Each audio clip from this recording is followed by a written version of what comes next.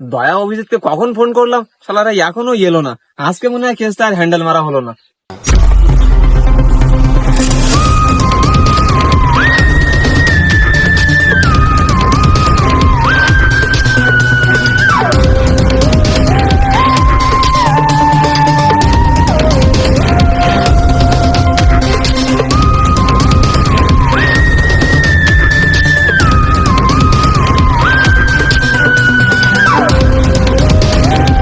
নেন চলে এসছি স্যার। বাহ, চলে এসছো, ভালো করেছো। আমার কিছু সম্পত্তি তোমার নামে লিখে দেবো নাকি? আমাকে দিলে হাই রোডের ধারে 20-30 বিঘে লিখে দিবেন। আমার মামনি, আমার নিজেরও 2-3 কাঠার বেশি নাই, নিজে আমার 20-30 বিঘে চাচ্ছে। চলো। না, এটা তো যাবো না।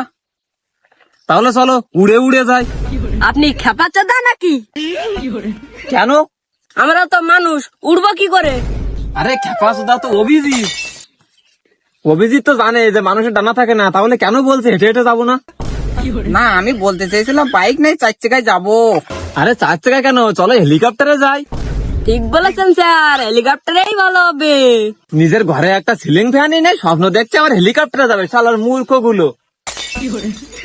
স্যার বাইকে যাবো, বাইক কই? আরে বাইক তো নাই। কেন, বেঁচে কিনে খেয়ে নিয়েছেন? আরে অনেকদিন ধরে কাজ বাজ পাই নাই, তো এই জন্য ভুলে গেছিলাম, চলো নিয়ে আসি।